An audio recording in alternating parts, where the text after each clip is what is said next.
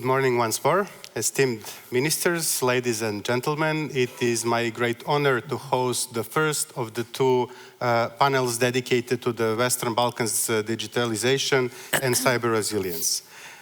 My name is Milan Sekuloski.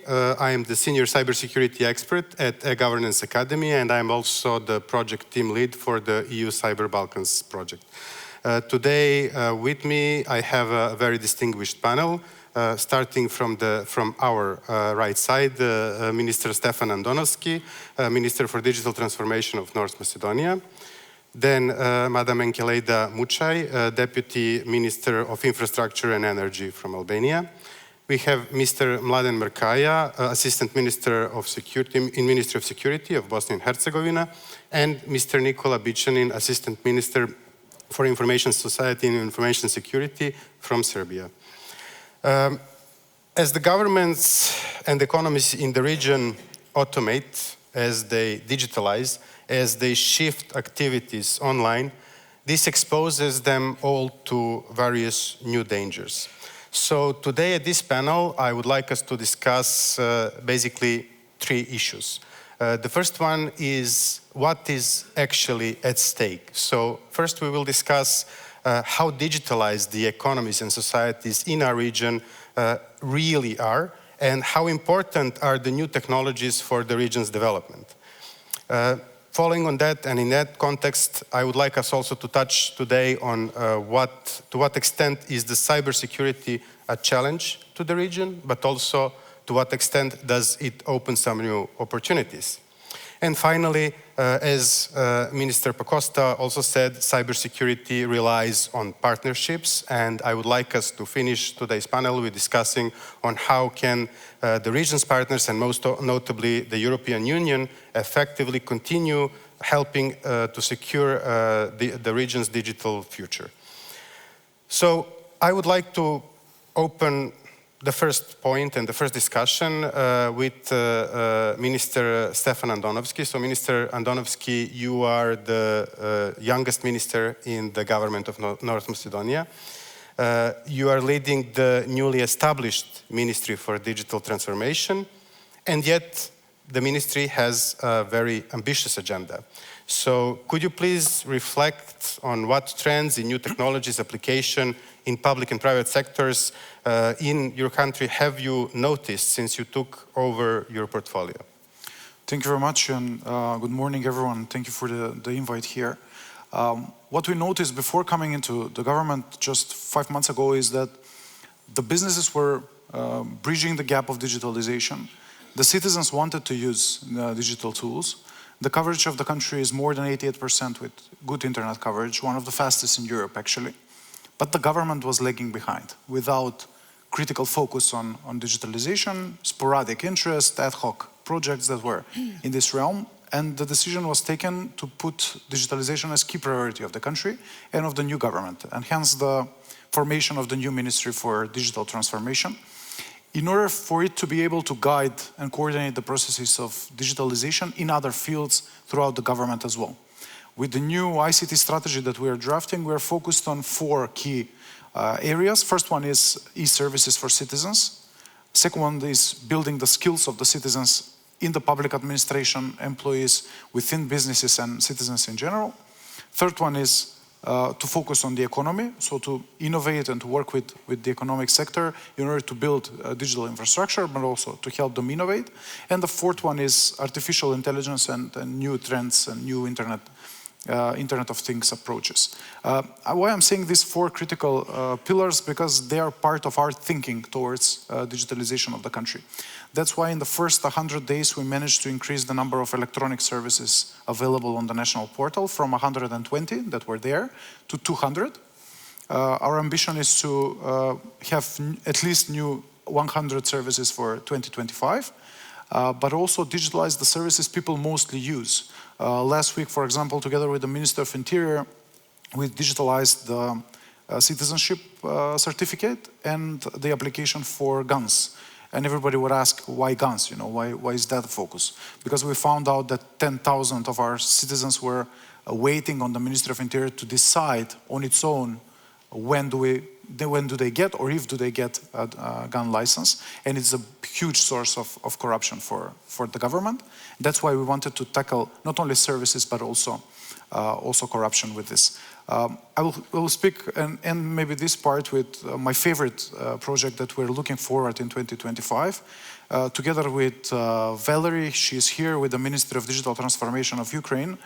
We applied for a Digital Europe program, and we're in the final stages of getting that project. Is the DIA app and its usage in Macedonia. So we'll have the ID and the driving license digitalized in 2025 and used by citizens on a mobile app.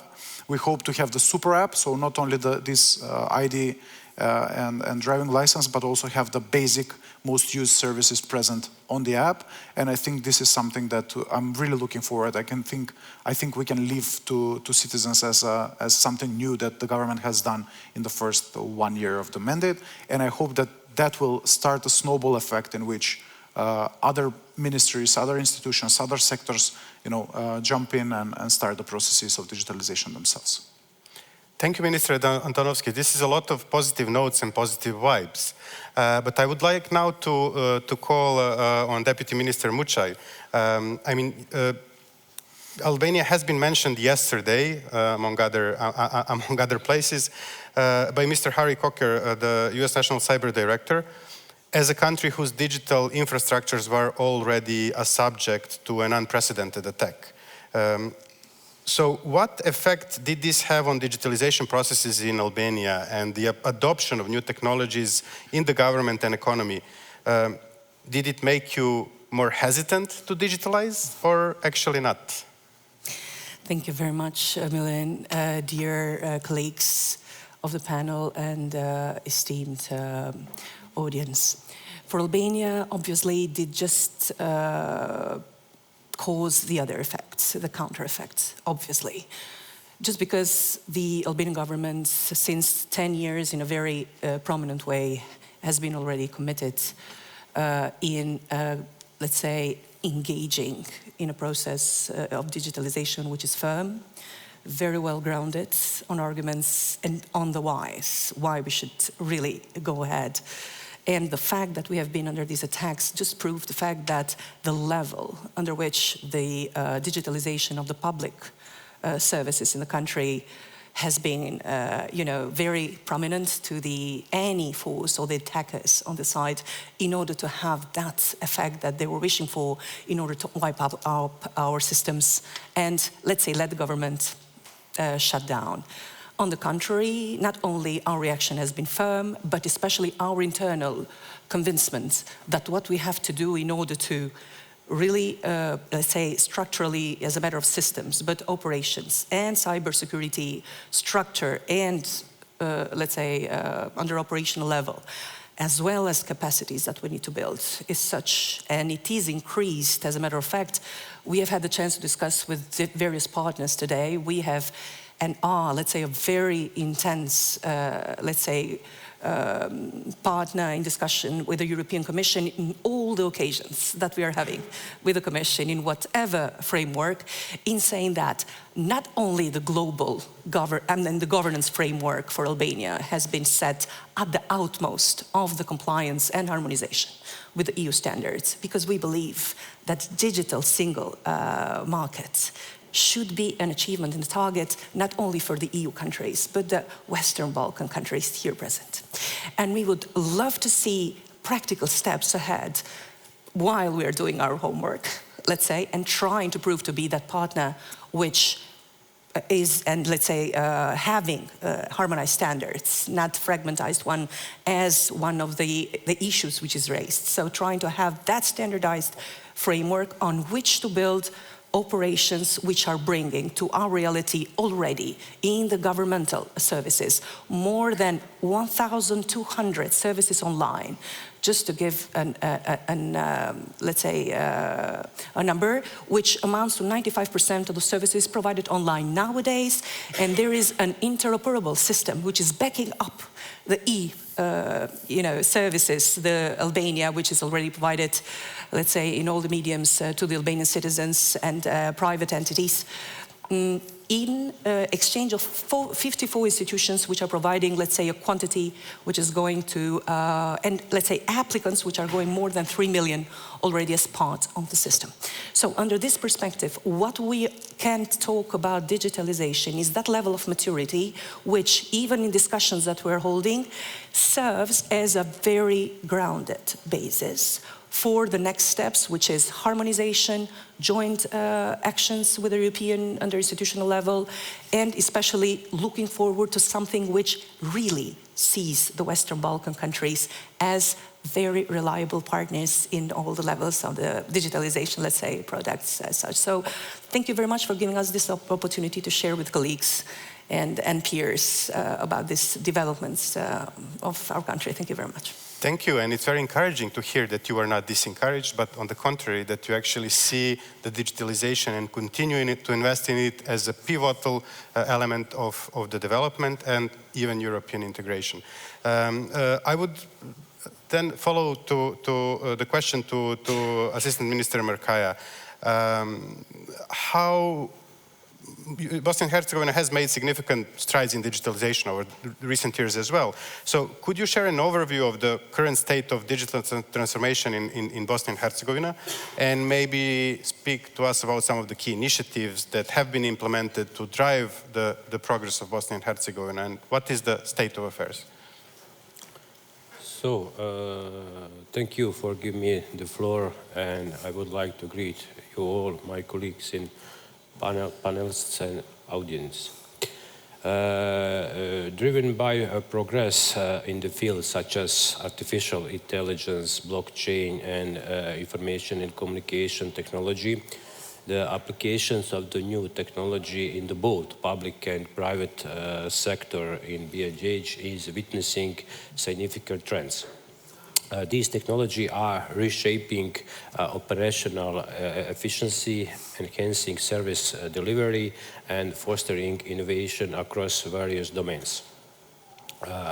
Artificial intelligence is increasingly integrated into public administration to improve service quality, reduce bureaucracy, and enhance transparency.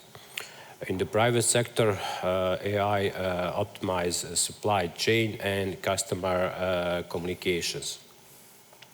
Blockchain is becoming increasingly popular due to its reliability and security, and especially its public management. In public management, where it is supports decentralized operation and increased trust. When it comes to the information and communication technology, is crucial for both and public and private sector, and that reduced cost and improves outcomes.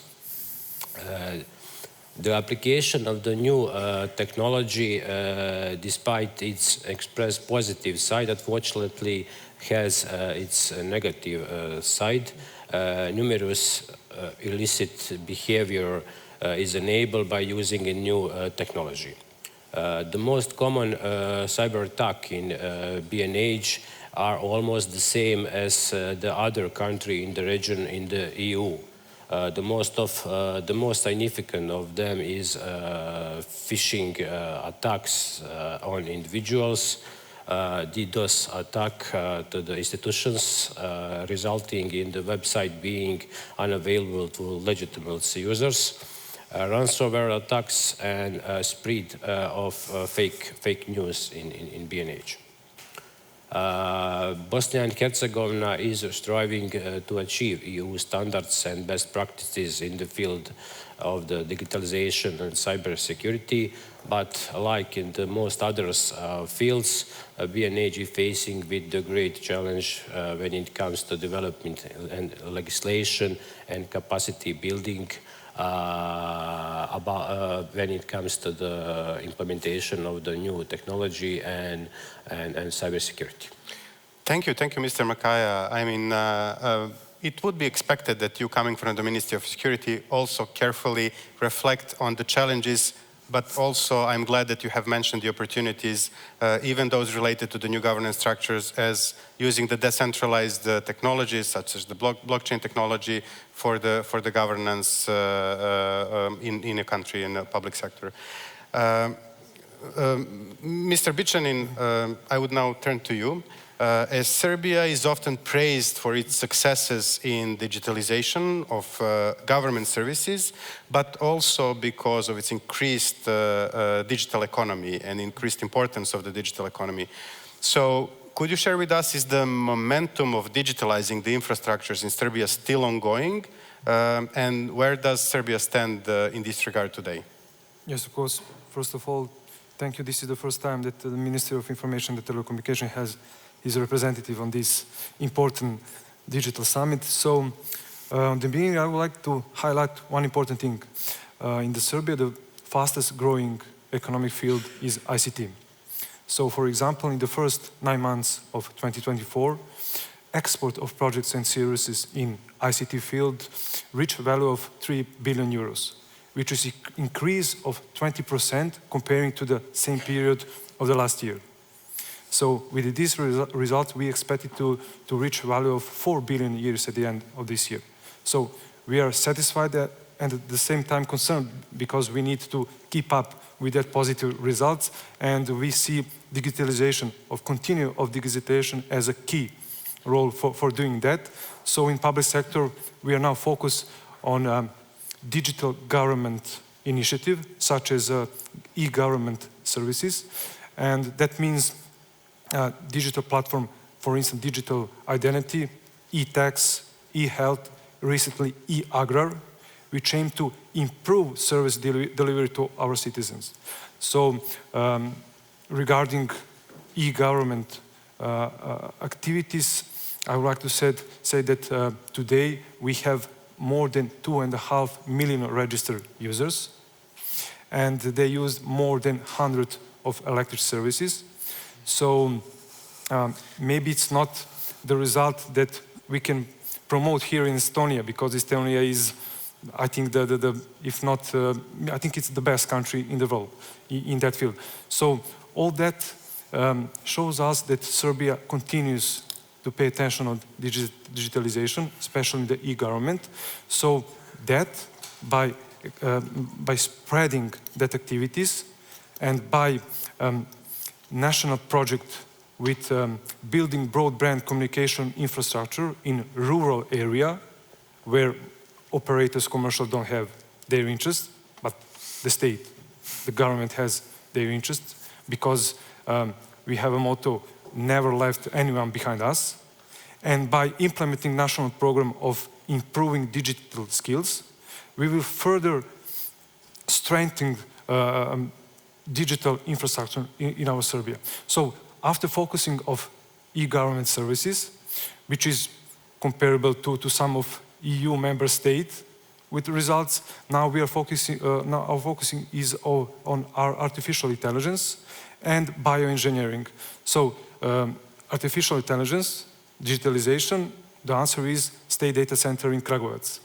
So the data center is Kragujevac is founded on December 2020, and is built to home critical data and equipment, not only for public but also for commercial entities. So 2 days ago, our science computers, they celebrate their day in Serbia, because on that day, the Serbia in 1960 has promoted their first digital computer. So now in Data State Kragujevac, we have NVIDIA supercomputer, which is gathering more than 300 researchers, and that is very important for us for artificial intelligence. And with collaboration with UA partners, we're going to maybe find one more supercomputer this year. So data center in Kragujevac and also bioengineering. In Serbia, we will have Bio4 campus. It's the largest single investment in science in Serbia. So Bio4 campus will gathering biomedicine, biocomputing, biotechnology.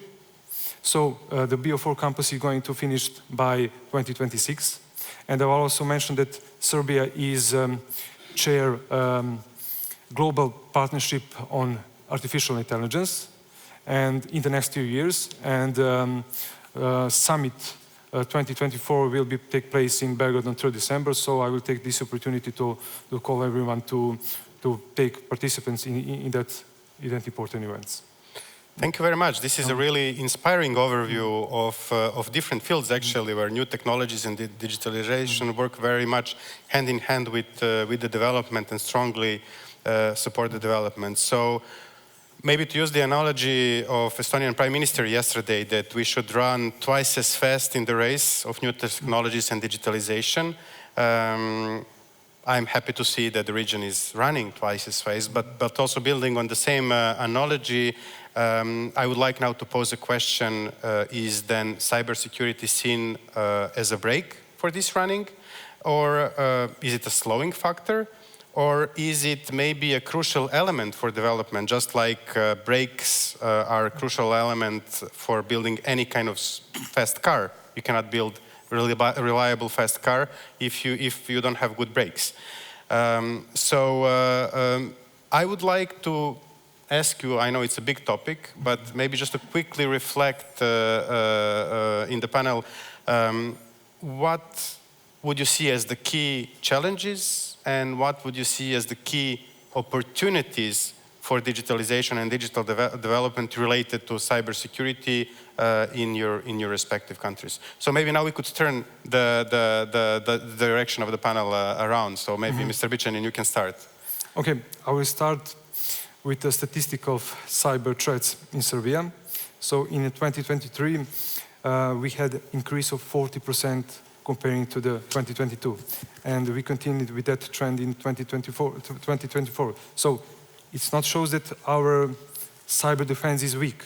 No, it shows that sophisticated methods and technologies used by attackers are really spreading. So now we are implementing 4 key areas in that field: human, people, technology, building capacity, and procedures. So now we are we are implementing a new law, preparing a new law of information security, and that law will follow up UE regulative. So we are sharing experience, we are learning, so we understand that our country has to need an independent special office for cybersecurity. And according to that law, our country will have, I guess, maybe in the first half of the 2025, we'll have the first office of cybersecurity.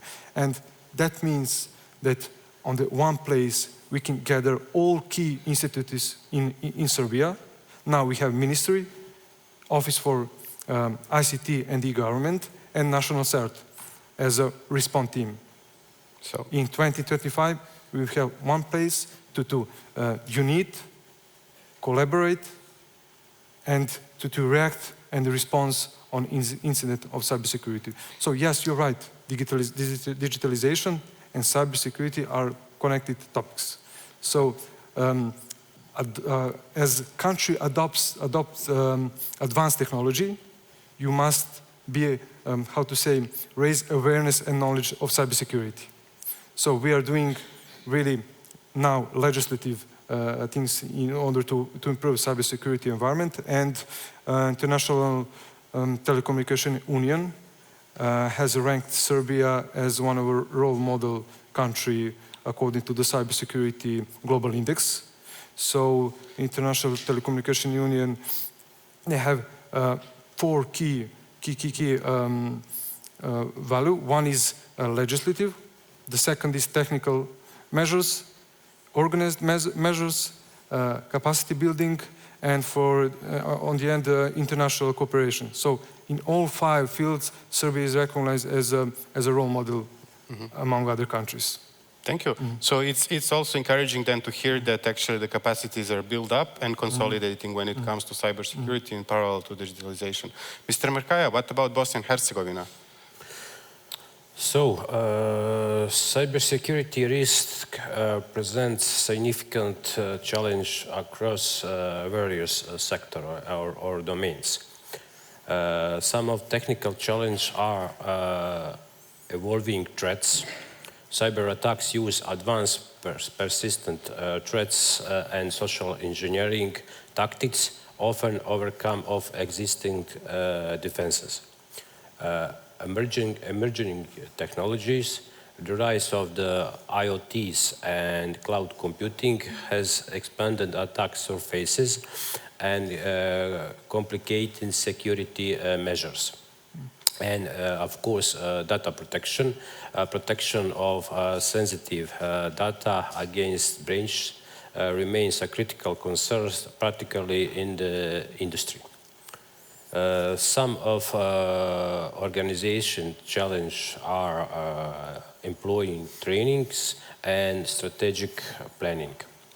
Despite these challenges, some claims that the increasing awareness and investment in the cybersecurity can lead to improved resilience against cyber attack.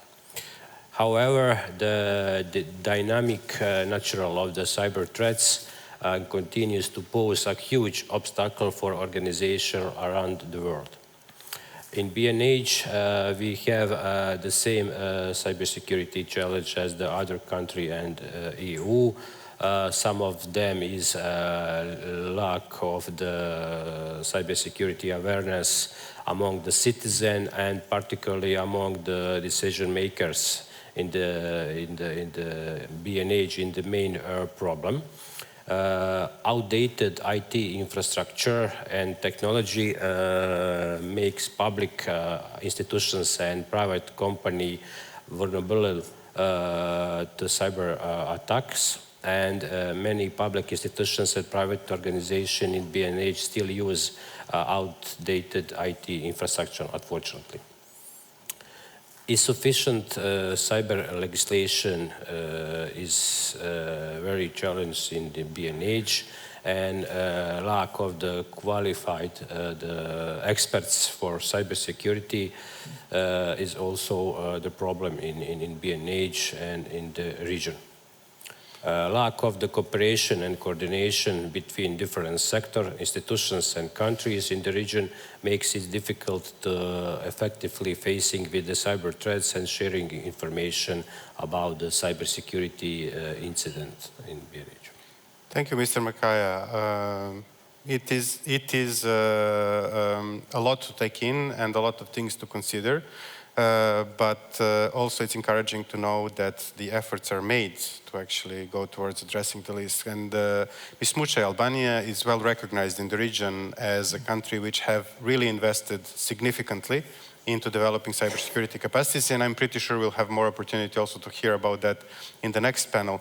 But I would like also to ask you for your reflection as somebody in charge of the digitalization and the digital infrastructures. How do you see cybersecurity more as a threat or more as an opportunity to Albania? Thank you, Milan. Obviously, the cybersecurity, and I would like to perhaps take a view which has been exchanged yesterday, considering whatever measures and, let's say, context that we're building around it as a process. As a matter of fact, cybersecurity is what you are doing in order to mitigate a threat. And the threats are obvious as all our systems are set, and we have already, I just mentioned the fact that we're committed to bring that value of digitalization in our systems, be them public, be them private.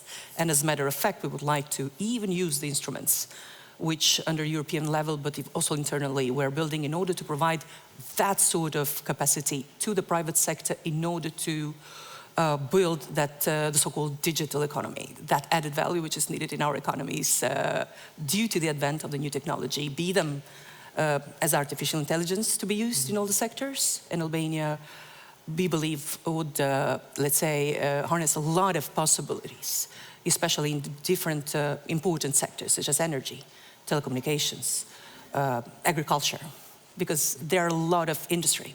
We have a lot of areas in which we can employ positively and have an added value. And therefore, And the same relies also for the public services as such. But as a matter of fact, enactment and the action taken by the government wanted to showcase to the market what exactly we can do in first place as a public sector, which normally is the latest one and following, let's say, the private one. So what the government has done, and under this perspective, we would like to share more than, showcasing what we have done, but to share with you our experience in a place and in a country with which we would like to even intensify our cooperation in order to make this action that we are doing, but also the risks which are coming, a platform or a possibility to see how to use and exploit it positively with the less risks possible. So under this perspective, dear Milan and dear colleagues, what we would like to do is, as the sophistication, not only intensity, the esteemed colleagues mentioned, there is a dynamism there to be afforded, there is an intensity, therefore, of the attacks to be afforded. There is also sophistication in terms of what exactly are the manners and the modalities of the attack, which is raising then all the... And there is also a very firm intention to digitalize. Under this perspective, we are very firmly and openly declaring to this, let's say, audience today and all our precious partners that Albania, and we believe the Western Balkan countries, need to have really a sort of attention in what they are doing right now, and we are more than happy to share with all our partners where we stand, but at the same time to share the fact that not only the frameworks in which we are working, we have already adopted the NIS2 directive, and we are working on a methodology for identification of critical and important infrastructures in order to build those sectorial certs and make the protection, all the defensive levels, agile and adaptive to this, ever-growing and ever-changing attacking reality. Let's not let aside also the geopolitical, conditions in the West, in which the Western Balkan countries stand, and we believe under this perspective also we are a very, I may say, from the attacker point of view, we are, and we are proving to have, each day we are under attack in our systems in various levels. So for us, it's a matter of major priority to set the pace, see what we can set as a platform in order to really cooperate on the best cases and use cases that all the countries, Western Balkan, be it this country, precious country, which had us and welcomed us in this meeting, but also other member countries that the European Union can share in order for us to build that know-how, which is very important in order to be in the day before the attack or in the momentum before the attack, on the defensive mode and be successful on that. And therefore, not only structurally, but also financially, and Albania has invested tangible resources, not only in terms of internal capacity, but structurally, and especially in terms of building and starting to conceptualize a very effective system for the sectorial certs, which would need the cooperation of all our friendly, let's say, partners and countries. Thank you very much again for thank you. And I would actually tackling like to, this point. Yes, I would actually like to build on that, on your last remark on the importance of cooperation and sharing. We've heard the invitation already to the Global AI Summit to Serbia. We've heard your invitation here to cooperate and exchange good practices on cybersecurity in the region, and this is also something that we also see in our project steering committees very often being discussed and being pointed out as an important thing. But also yesterday's news was that North Macedonia was the first one in the region to sign a very important cooperation agreement with the European Union. So Minister Andonovski, I would like to also ask you to reflect also in this light of the cooperation, but also building cybersecurity capacities and looking at cybersecurity both as a challenge, as an opportunity. If you could share with us also a bit more perspective on from the Macedonian side, and how do you see it, and from the government of North Macedonia, how do you see this development? For far too long, the paradigm of cybersecurity was seen as this country-centric, separate from the ICT development, and not so important topic. And I don't say this only for my country, I say this for the broader region of Europe, not only Western Balkans. I think for far too long, cybersecurity was seen as this parallel process that goes along but not always intertwined with the process of digitalization. And therefore you had, processes of e-governance developed, adoption of new technologies, adoption of new equipment, but without so much thought about cybersecurity. And with the recent cyber attacks that happened in Macedonia, in Albania, throughout the region, even since the Russian aggression to Ukraine, we've seen that those things happen all the time. There is this statistic that on every 11 seconds, one institution, organization, or agency is attacked by some sort of cyber attack. And therefore, this paradigm has to shift, has to change. Domestically speaking, unfortunately, Macedonia was a country that didn't have a law on cybersecurity until us forming the government. Therefore, my first assignment was to form a working group to adopt the first cybersecurity law, which will be aligned with the NIS2 directive. In coordination with my team, it will be done by January 2025, even though our growth plan says, June 2025. And I hope that by the end of next year, we'll have formed the government CERT, having in mind that we already have a national CERT, but we're thinking that we should have a government CERT taking care of the government institutions and the government agencies, and in close cooperation with the national CERT to be the one that is responding to threats that are happening.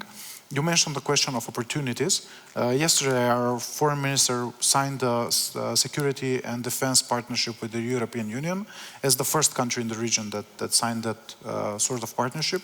In the same time, we selected the military academy to be our strategic partner in terms of skills development, having in mind that we have fantastic experts there that are NATO certified and do trainings for NATO capacities in terms of cybersecurity. We think that if they are good enough for our NATO partners, they should by default be very good for our own domestic development, because we see the potential in raising the awareness and building skills of the public administration within the country to recognize what a cyber incident means, how do you respond to it, but also how do you do prevention. What technologies by design you have cybersecurity in them, and how do you adopt them from day one. So not seeing cybersecurity as this separate waste of money or separate investment, but see it as part of the general investment in ICT technology and ICT development. So that's why I see, the digitalization processes cannot go in parallel with the processes of building these secure structures, but hand in hand. Because even when we came into the government, from the second week we had smaller attacks to some of our key agencies, and that's the time when other sectors and other ministers understand that they have a problem, that these systems are not secure enough. But that's a bit late, when you're by ransomware attack, your data is locked somewhere or it's erased for eternity, and you're leading a ministry such as the Ministry of Social Affairs, Ministry of Health Fund, or Ministry of Economy. Then you think about it. We should have installed cybersecurity systems. That's why I'm saying cybersecurity by design. That will be the core of our cybersecurity strategy that we now have passed in the government. So I think that this national strategy will set the tone for the years to come. Thank you very much. We have a few minutes left, so I would like to also touch nonetheless on the last point, but I would kindly ask the panelists now to think in a form of tweet. Or I don't know, is it called X now? But I would kindly ask you, maybe having all this that we've discussed taken into consideration, that the development of the region is reliant on the digitalization, that the region is already very much digitalized and very much using the new technologies for daily lives, for societies, for our economies. I would like to ask you, what would be your key message to the EU as the biggest partner of the region? How can the support and cooperation with the European Union, which is undoubtedly already existing and providing results to the region, how can that be even more improved? So if I could ask you to maybe in a couple of sentences just quickly reflect on that and just maybe give us food for thought for follow-on discussions during this conference and on other occasions. But I don't know if who would like to start. I would like to offer the opportunity. Please. Under our perspective, obviously what we can do with the European Union and the European Commission is already very well drafted under the New Growth Plan. Politically speaking, I believe Albania, I mean obviously, but also the other Western Balkan countries are already there and already negotiated, and we have a plan. But this plan has to be backed up by, let's say, instruments. And we believe that existing instruments, first of all, such as Digital Euro Program, could serve as a basis in order to draft and design for the Western Balkan countries a process in which even the cybersecurity, in terms of, let's say, building capacities, or building a place in which the platform and, let's say, countries can exchange whatever lessons learned or problems they're having, could be construed so as to have that attention that we have already mentioned. So under New Growth Plan, we have a plan and we have an understanding with the European Union.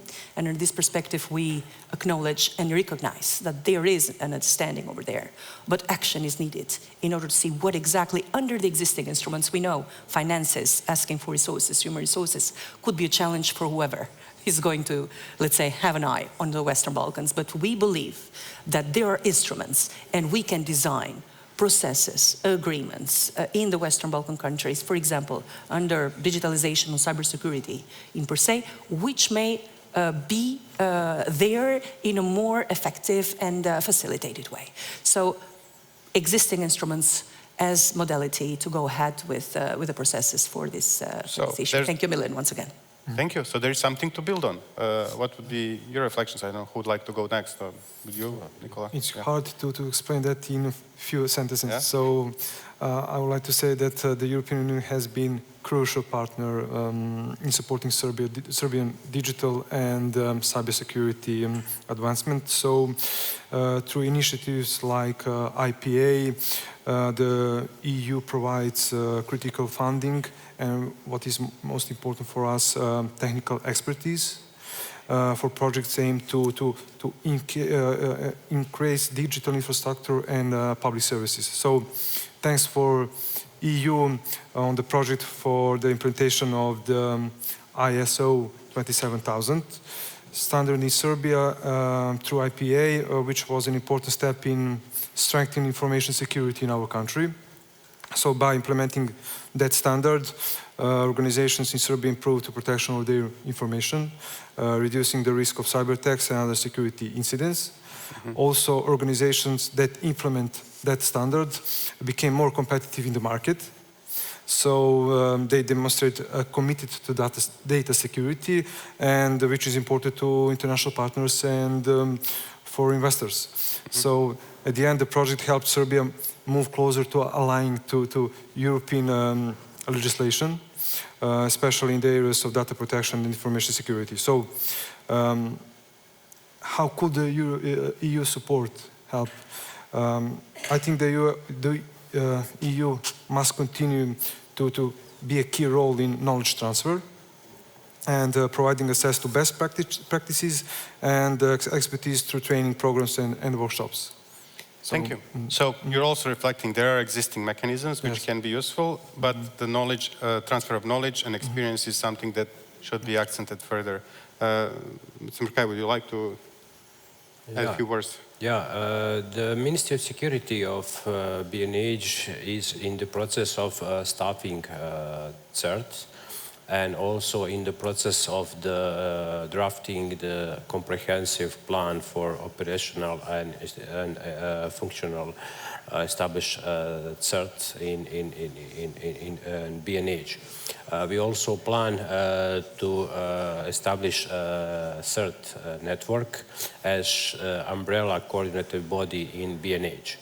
And having in mind the lack of the awareness, cybersecurity awareness among the decision makers in Bosnia and Herzegovina, I would like I would like to ask the EU to support the Ministry of Security with the development of the cybersecurity legislation drafted by this ministry.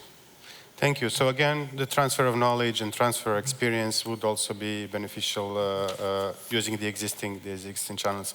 Minister Andonovski, would you like to? What would you add to the already said, or maybe reiterate some of the messages here? Since it's very hard for a politician to put it in short sentences, I would probably repost a former Estonian politician who said, "In the digital realm, we swim and sink together." So probably it's reposting that text. Why I'm saying this, in this we're together. I'm very sorry to see that in the Digital Europe program, the cybersecurity aspect was omitted in the part where candidate member countries are involved. So we're not part of that portion of Digital Europe. But in the other sense, with the growth plan and the reform agenda, I'm very happy that there is a whole, this portfolio, horizontal and vertical, in terms of digital transformation, and it's very closely watched by the European Union. I think we did a very good job and very ambitious agenda within the reform agenda on our side. And I think by the deployment of funding, but also knowledge and exchange of know-how, we can surpass the gap that there is between the countries in the end, because I think the chain will be as strong as the last particle of the chain, and I hope the Balkans is not the last particle, but it will be one of the strongest portions. And maybe next year or the year after, at this summit, we can discuss how Balkan companies export products to the EU and export knowledge and know-how, and not are only beneficiaries of the European projects and European funds. Thank you very much, and this is a really nice way to wrap up the conversations. And I would like also to again reiterate or reuse the metaphor you have used about swimming and sinking together. But from all I can see is that we have some pretty strong swimmers, at least in the Western Balkan pool, and I do hope that we will be swimming much further and to much higher heights of development of both the region and hopefully contributing to development of the European Union. I would like to thank very much to the panelists. The discussions were inspiring, and I believe that there is a lot more that can be said. So I would invite you also to engage and interact with the audience and with colleagues after this panel. But once again, thank you very much. It was an absolute pleasure, and we can now give floor to our colleagues for the second session, which will reflect on some other aspects of the cybersecurity and development in the region. Thank you. So thank you very much. Thank you very much.